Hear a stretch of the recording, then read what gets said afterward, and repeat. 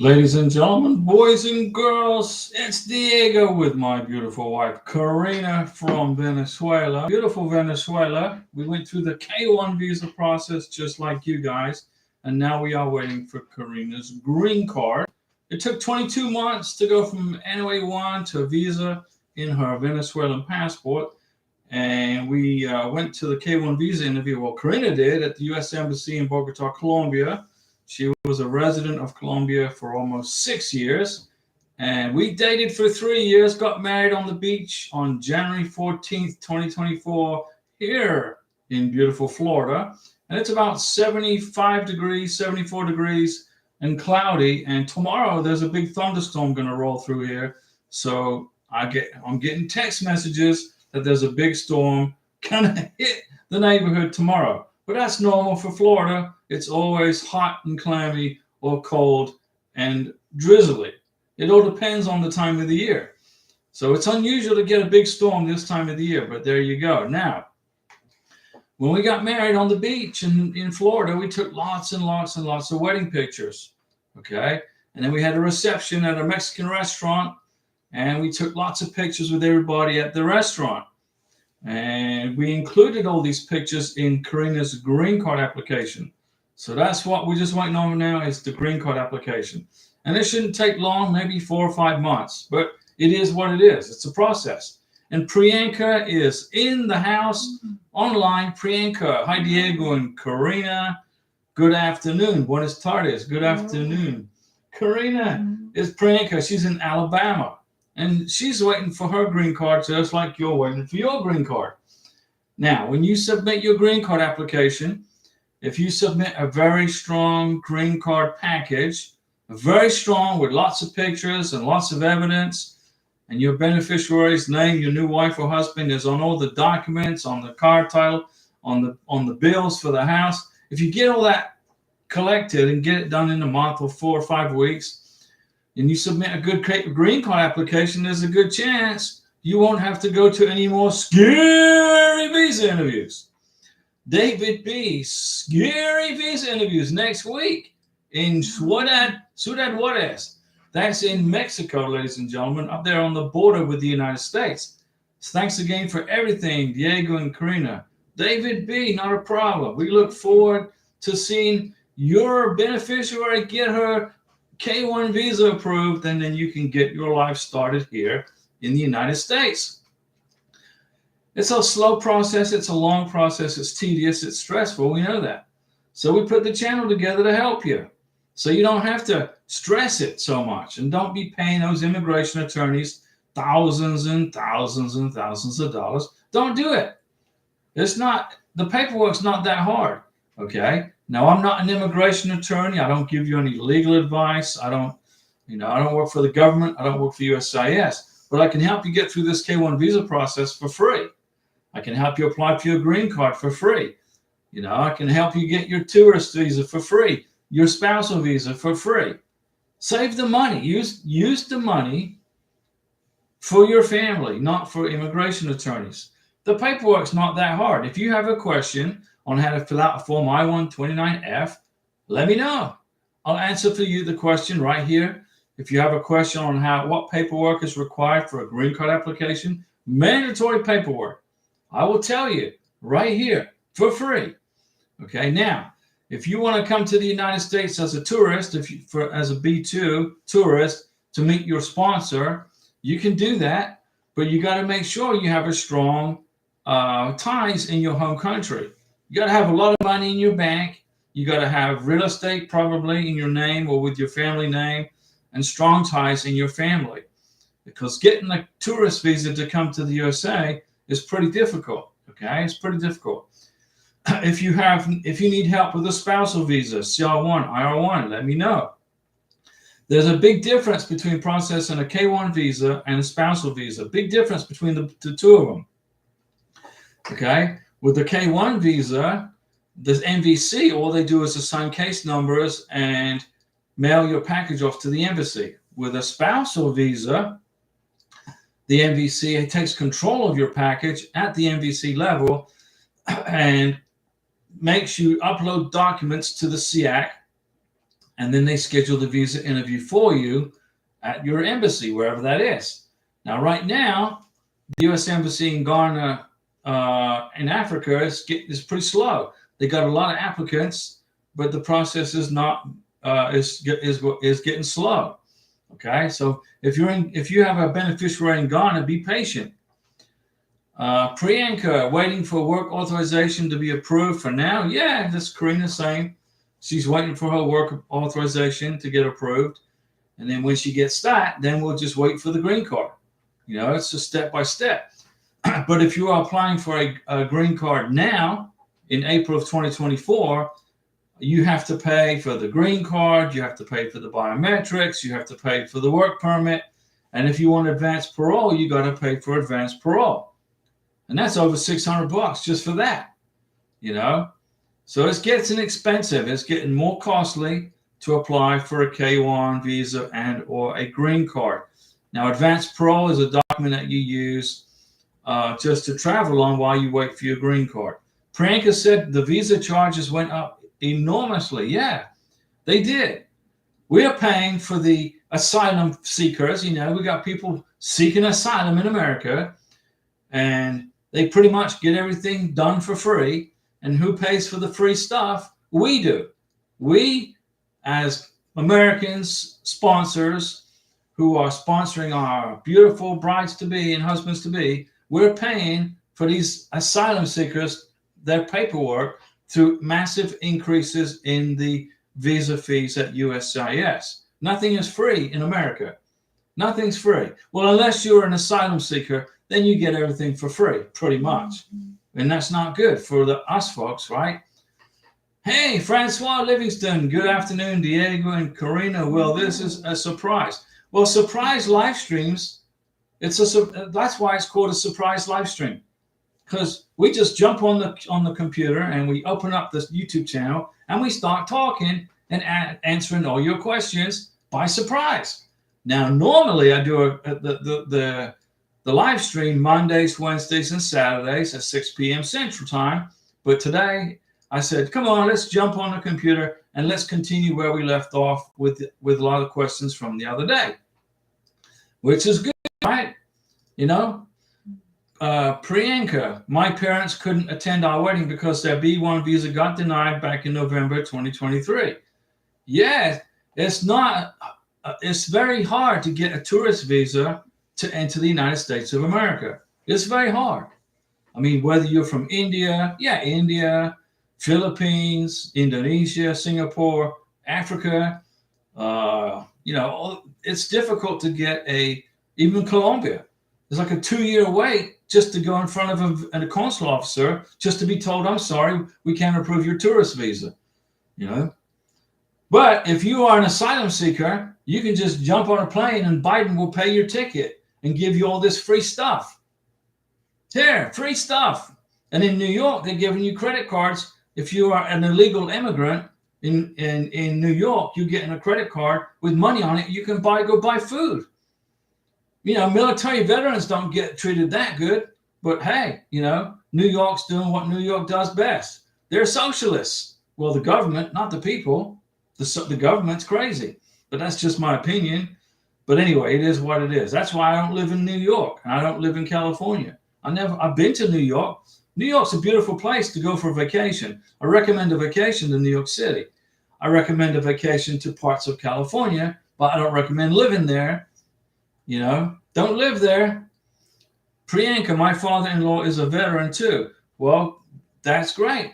We salute your father-in-law. We thank him for his service to our country, the United States of America, which is a republic, not a democracy. I keep trying to help educate you guys coming to America from foreign countries. And you're going to get brainwashed by all the fake news telling you that we are a democracy. We are not a democracy. We are a republic. There's a big difference. Francois, I keep forgetting to ask this. With all the papers I'm sending to USCIS, do I need to include the page from the I-129F application checking for a waiver?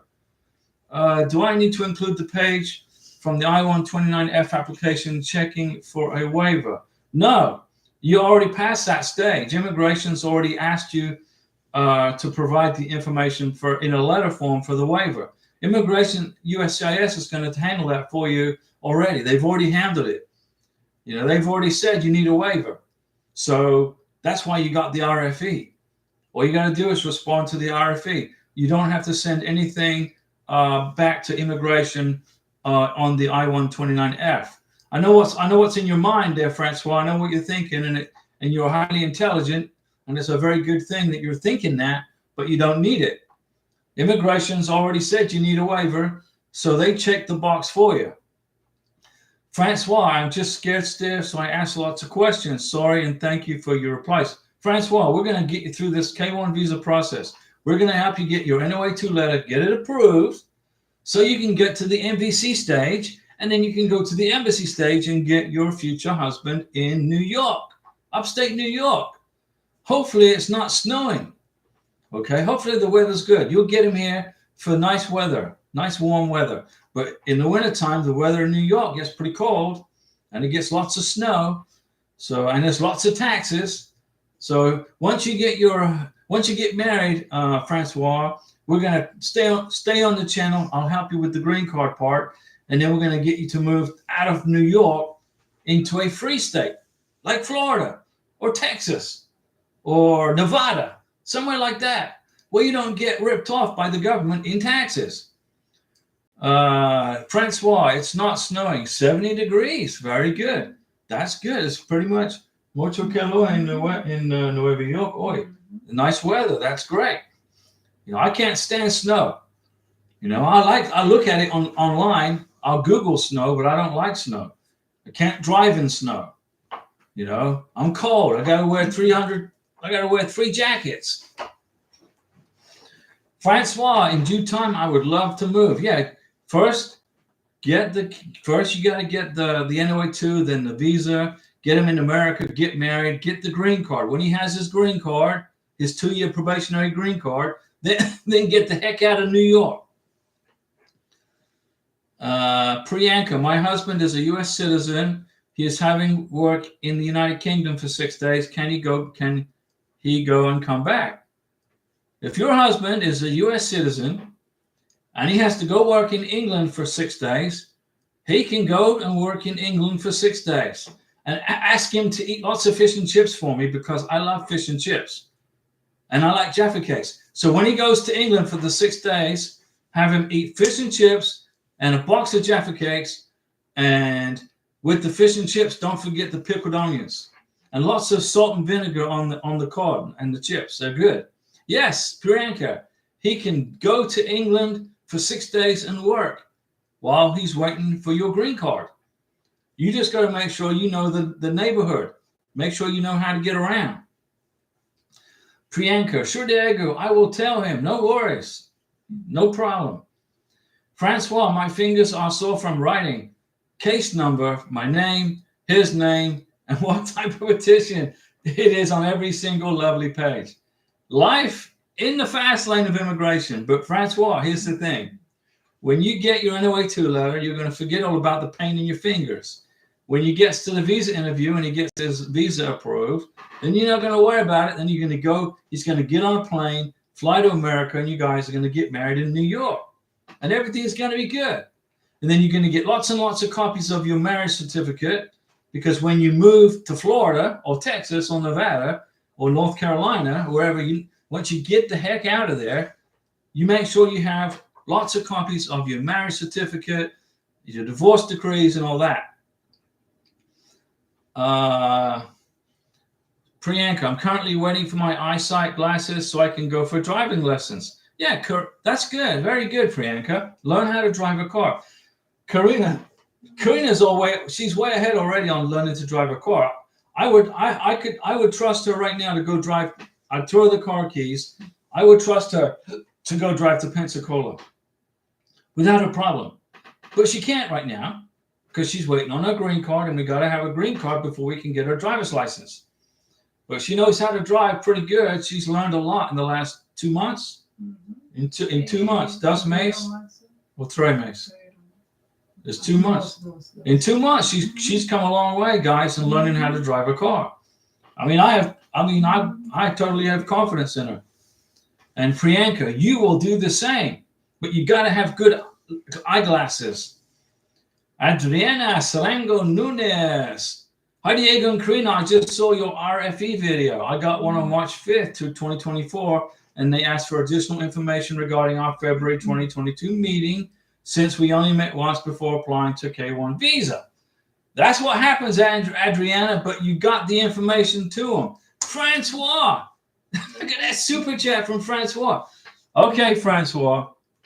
Now, you support this channel like nobody else, okay? I'm going to give you a high Super Mountain Dew super chat. Thank you very much. We appreciate you, Francois. We're going to get your beneficiary into America, all right?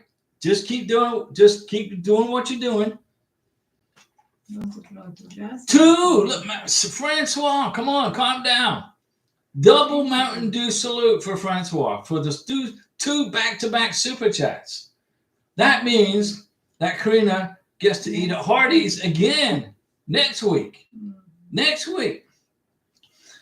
So hang in there, Francois, and you're being funny. No, you're good. When you get married and your husband gets his green card in his hand, then start looking at getting the heck out of New York. The place is turning into a communist dictatorship, guys. Get out of there. The property taxes alone are crazy.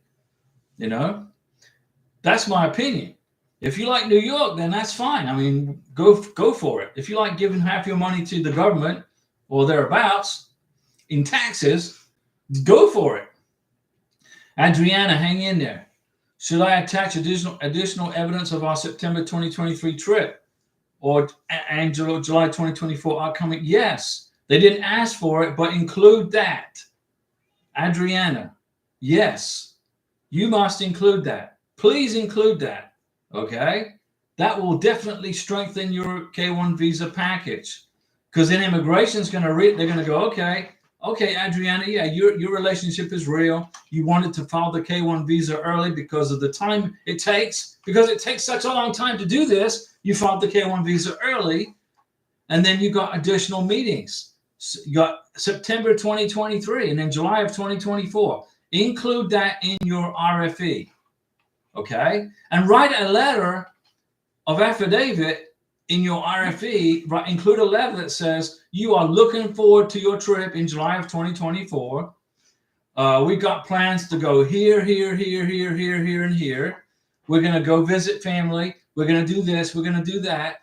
And we're going to go eat at our favorite restaurant in wherever the country is. And write that letter and include it with the other evidence. Salute, Francois. Double salute for that super chat. Double super chat. Adriana, do that. That's going to help you. That'll wipe out the RFE quick. Anta Imboob, hi, I want to ask still. Now I'm waiting for my interview day to the Dakar, Senegal, but still I can't have it. It's like 3 months past and I pay the visa fee. Anta, you got to keep looking for an open slot, okay? You got to keep looking for an open slot, just like Bogota, Colombia. It's taking 2 months to get a visa interview in Bogota, Colombia. Got to keep looking. So don't give up, Anta, because you're going to get your interview. You're going to go on there. You're going to see one day there's going to be an open slot, and you're going to take it. Okay, Anta, just got to keep looking. Listen to my words. Francois, take it easy on the caffeine. Well, yeah, I don't know. I've been drinking Mountain Dew since I was like three months old. My mom used to mix it with my baby milk. So I'm pretty good. Mountain Dew, I think Mountain Dew needs to get used to my blood. I don't need to get blood, you know. Mountain Dew's like, oh no, we're going back into Diego's stomach. Hang on, guys. Hang in there, guys. Francois, you're right about New York. Yeah, I love New York. I used to live in Staten Island. My aunt used to work in the World Trade Center. And I've been to the World Trade Center. There was a nice restaurant up there. And that was in 1982. But I got the heck out of New York in 1982. I got on a plane and flew to Jacksonville, Florida. And then I got on a Greyhound bus and went to Fort Walton Beach, Florida. Then I got off the bus in Fort Walton Beach. And I said, hey, I asked the manager of the bus station, you hiring? Because I'm able to work. and she hired me loading buses. That's how I started out, from New York to Florida. Adriana Serengo Nunez, thank you, Diego. I will, yes. And don't forget, write a letter, okay? But and include in the letter the plans. What are your plans for the July trip? What have you got planned for your July vacation in 2024? Write those plans down in a letter and an affidavit and sign it and date it, okay?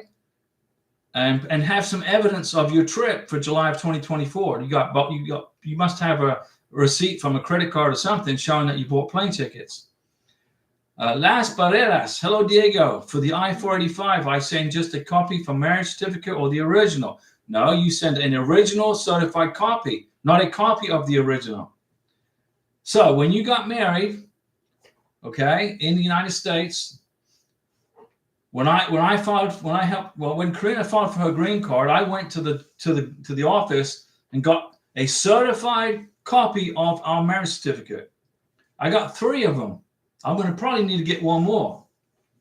Go to the office and say, I need a certified copy of the marriage certificate. They print it. You pay them because the government wants their money. And then the lady or gentleman will sign and date that this is a certified original copy. That is what you include in your green card application, not a copy. Don't put a copy in there. You need an original certified wet ink copy certified by the office, the government office that adjudicated your wedding, or the paperwork, okay? You got it? Las Barreras, you got it? Adriana, I got a letter from me and my fiance and also from a couple of friends to support, handwritten. Very good, Adriana. And whatever else you can find, okay? But what I would say is you've already went back and you visited again. Get lots of pictures from the last trip. Include that in the evidence that they're looking for, okay? So the immigration rule says you only have to meet each other 1 time within 2 years before you can file the K-1 visa, right? Meet each other 1 time and you can qualify for the benefit. But immigration, what they're really saying is you need to really meet each other 2 or 3 times and spend a lot of time together and have lots of evidence of your relationship. Okay, I went to visit Karina 5 times. I stayed with her. My vacation to go see her, my first vacation in 2021 was for 3 weeks. I stayed 5 weeks, or 2 weeks. I stayed 5 weeks. The second time I went, I stayed for 5 months. And then I went back again and stayed for 11 months. And then I went back again and stayed for 3 months, etc., etc., etc. Now, obviously, not everybody can do that.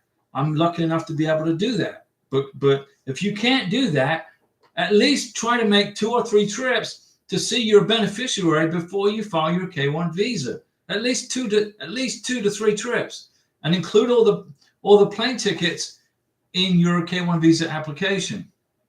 Copies of the plane tickets. Francois Livingston, I plan on going to Abu Dhabi when he is to fly to the US. Do I include this piece of info in my letter of intent? You can put that in your letter of intent. No, put it in your letter of intent. The letter of intent to get married is the legal document that they're going to look. The letter of explanation is just to cover the RFE. In the letter of intent to get married, that's the legal document immigration is going to use. Put it in there that you will fly back to Abu Dhabi and accompany your beneficiary to the United States. Put it in your letter of intent to get married. That's a good point. Les Barreras, you just said to get a driver's license, you have to get the green card first. In the state of Florida, here in beautiful Florida, the Sunshine State, or I should say the Hurricane State, you cannot get a driver's license without a green card and or Social Security number. Now, I don't know about California. I think you can get a driver's license and a pack of cornflakes in California. You just got to go and buy a pack of cornflakes at Walmart, and there, lo and behold, there's a driver's license. I'm just kidding. That's not for real. I'm just making a joke. In the state of Florida, to get a driver's license, you got to have a green card and a Social Security number. Okay? If you're a legal permanent resident. If you are in Florida as a student, you have a work visa. You're going to have a work permit, an EAD document. They probably will let you get a driver's license with an EAD document, but the driver's license will expire on the day the EAD document expires. So, but that's Florida. I don't know about where do you live, Las Barreras. What state do you live in? You know, when I just know for a fact that we have to wait for Karina's green card before she can go ahead and get her driver's test done. But she's learning to drive really good. And she's studying for the exam, the signal, you know, the sign test, the see now exam. Mm-hmm. She's studying and studying every day. So when the time comes, when she gets her green card in her hand, we can just scoot on down there. And, you know, I'm going to say she'll be ready for the test and everything very soon, a couple of months. She's about ready now. So, you know, but Las Barreras, I don't know where you live. I can't remember. I try to remember where you guys live, but if you remind me, I can help you out with with the questions. Okay. But I'm going to give Francois Livingston another Mountain Dew salute for those double back-to-back super chats. We appreciate you. You know, it's much better to come on here and learn about how to do K1 visas than to pay. If you call your immigration attorney, how much is it going to cost you? $400 for a 10-minute phone call? I don't know. I mean, immigration attorneys do a good job, but it's not really necessary for a green card or a K1 unless you just don't feel like putting the paperwork together because you're just too scared of the government. But, you know, I'm not scared of the government.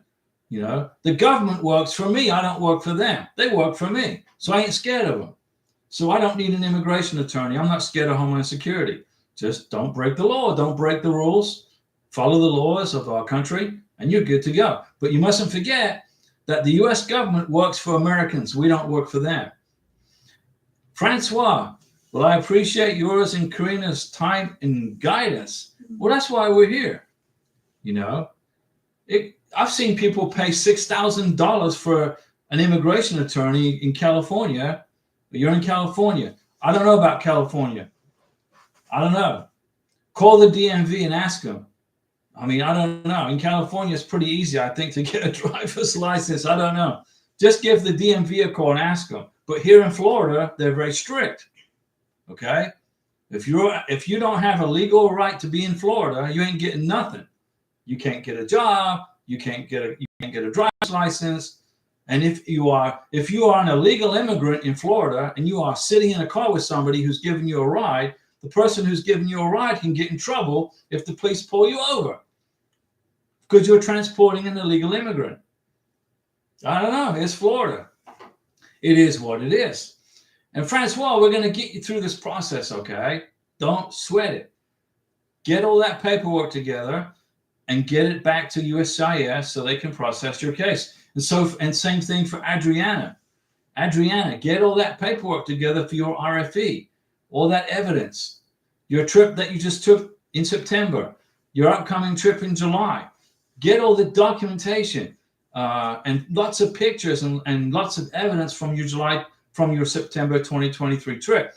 In September 2023, I was here in Florida. I was getting ready to fly back to Colombia to be with Karina. So, you know, those are good memories. I went to Colombia in October of 2023, thinking I'd be out of there by November of 2023. And that didn't work out because we had to get an Interpol police certificate for Karina. So we ended up leaving Colombia January 3rd of 2024. So that was pretty good. I got extra time in Colombia. Karina got to spend time with her family and her nephews and her nieces.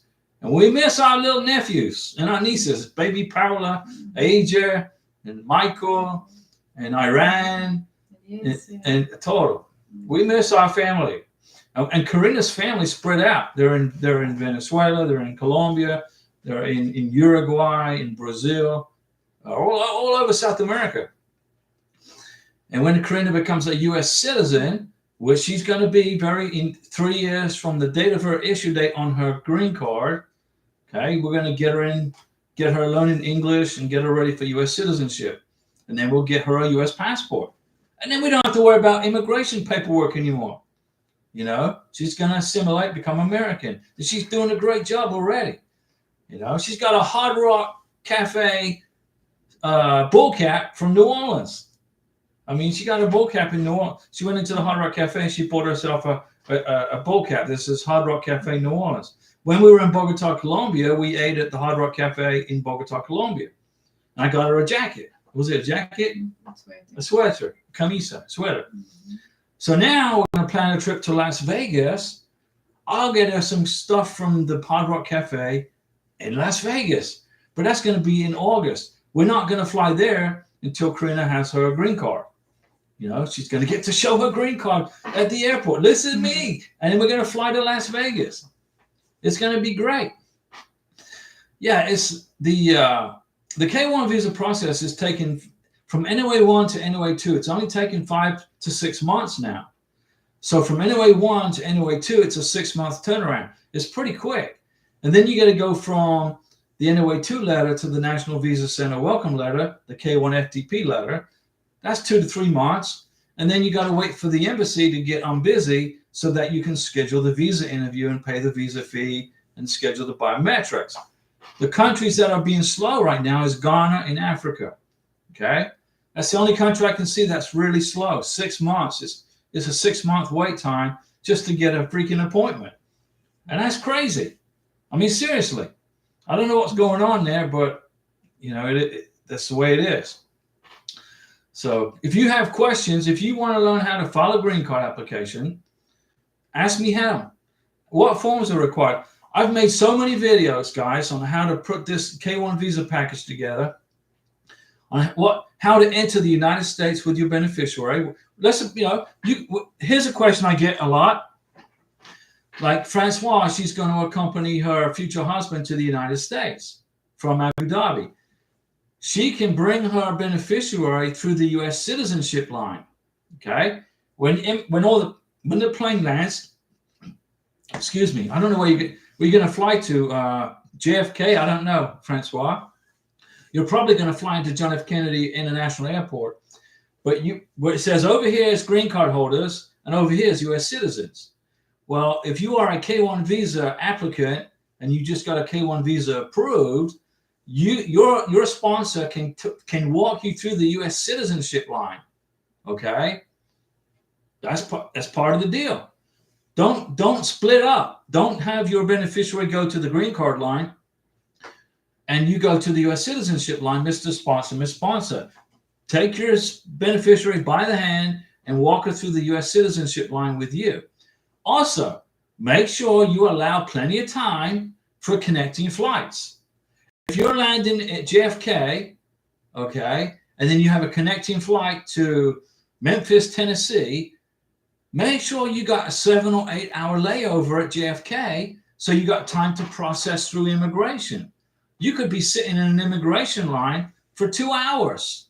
What if you have a connecting flight that's an hour and 45 minutes from the landing? When you land, your connecting flight is an hour and 45 minutes. You got no time to go through immigration. Make sure you got 6, 7, 8 hours of time for your connecting flight, okay? You land at JFK, like Francois said, she's going to land at JFK in New York City. It's in Queens. She may have a connecting flight, I think, to upstate New York. Make sure you got 5 or 6 hours of time at JFK so that your beneficiary can go through immigration and get processed. It's not fast. Nothing in immigration is fast. Everything's slow. Okay? It's slow. It's waiting and waiting and waiting and waiting. Once you learn patience, once you learn how to be really, really patient and really calm, it makes it a lot easier to go through this process. And quit looking on your phone for the status.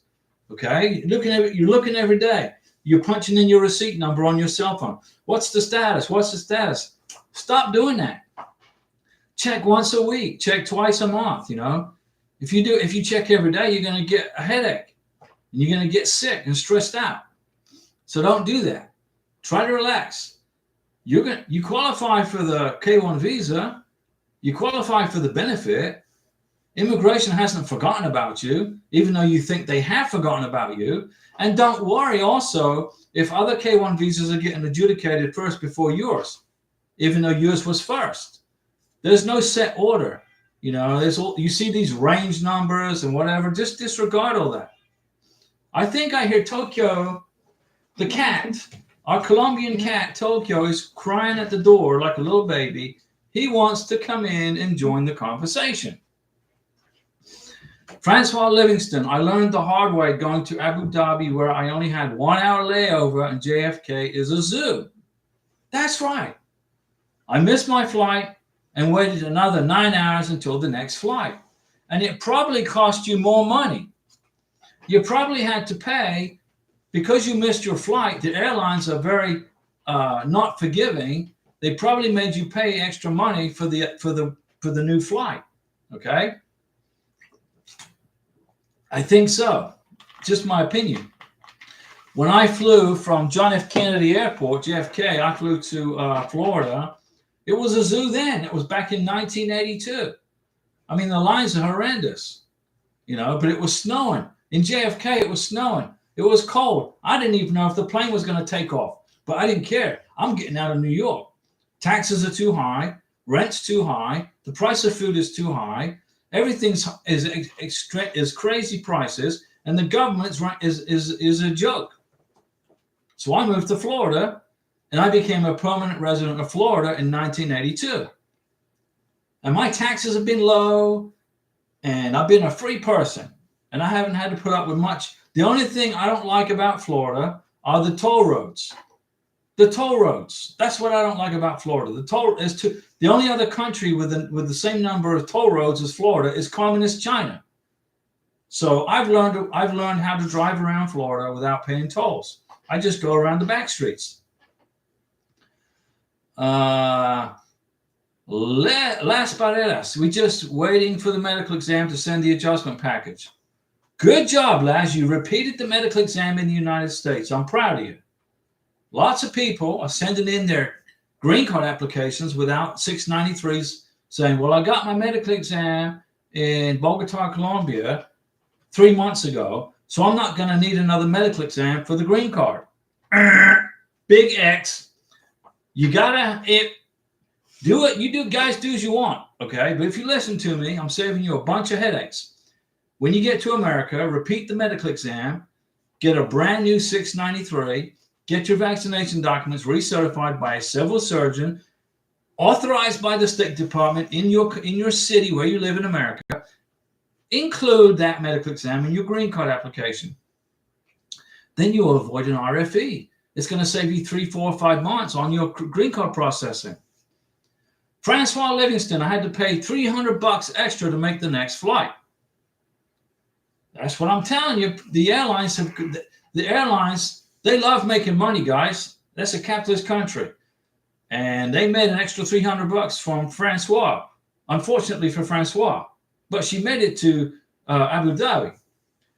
Make sure you have 6, 7, or 8 hours of lead time from your landing in America to your connecting flight. And tell your sponsor, don't give me a 45-minute layover at JFK. It's going to take me 45 minutes just to get off the plane and get in line for the immigration people. Priyanka, what is your opinion on Connecticut? Connecticut. It's cold. They got high taxes. Property taxes are out of control. It's cold and the taxes are insane. Connecticut is not tax friendly. And if you live in Connecticut, you got to pay federal taxes, and then you got to pay taxes to the state of Connecticut just for the benefit of living there. So if you like living in Connecticut, I mean, that's fine, but I don't know. You're in Alabama right now. It's probably more tax friendly in Alabama than it is in Connecticut. And then in Connecticut, the roads freeze up. It gets the snow. The roads get blocked on the snow. It's crazy. Winter sucks in Connecticut. Francois, it was going to be $900 more, but I wasn't charged a no-show because I got the manager of the airline who verified for me that I was at the airport. Amen. There you go. Francois, see Diego, so many listen to your guidance. Well, I hope so. I got 9 years of doing this. I've been to Bogota, Colombia so many times. I know, not through immigration. I know with immigration, I know don't have a 2-hour layover. It's crazy. You won't make it through immigration. Aquarius. Hey, Diego, there was someone who asked a question from France who was a legal immigrant, and he's going for the interview. He's an illegal immigrant from France. What could he possibly say to the agent about their status? Well, you told that person they would be okay at the interview. He wasn't an illegal immigrant. His work permit expired, so he was a tourist. He went from work permit, work visa to tourist visa. So he's a tourist, not an illegal. So he's going to be fine at the visa interview because now he's a tourist in France. He's not an illegal. Francois Livingston, it was 15 hours straight flight from Abu Dhabi to JFK. 15 hours without refueling, that you didn't have to land to refuel. That must have been a big plane, 747. I mean, that's a lot. That's a long flight without a refuel. 15 hours. So when the plane took off, that plane must have weighed a ton just in gas, in jet fuel. And when you got halfway through the flight, 7 hours in, then the plane got lighter because they burned a lot of jet fuel, and the plane gets lighter and lighter. The plane can go faster and faster because it's not so heavy. But I don't think I could sit in a plane seat for 15 hours. I would have to sleep for 15 hours. That's how I would do it. I would have to sleep for 15 hours. Aquarius, the question is, would they approve him if he was illegal, if you could prove hardship? Okay, if somebody has an approved K1 visa and they're going to a visa interview in France and they are illegal, immigration is going to approve the K1 visa because they're not going to live in that country anymore. They're going to live in the United States. Okay? They're not going to live there anymore. They're moving from that country, whether they're legal or illegal. Now, if the consular officer may ask for proof of legal residency, so then that's when you pop in with the tourist visa. Say, no, I just flew in. I flew here for the K1 visa, and then I'm leaving. If you're from Venezuela, you live in Venezuela, you get a K1 visa approved, you get on a plane in Caracas, Venezuela, you fly to Bogota, you're a tourist for 90 days, you go to the visa interview in Bogota, you get your K1 visa in your Venezuelan passport, then you fly from Bogota to the United States and you never go back to Venezuela. That's how it works. Priyanka, is there anything I need to worry about my adjustment of status application? I am tense. No, Priyanka, everything you've told me about your green card application is good. The only thing I see that was a bit of an issue was that you didn't check the right check box on page 13 of the P480 of the USCIS form I-485 or 864. The 864. But you know, the worst thing that could happen is that you got to redo pages 13 and 14 of those forms. That's all. But from everything you've told me, you're going to get your green card approved. Okay. Worst case scenario is an RFE to fix those 2 pages.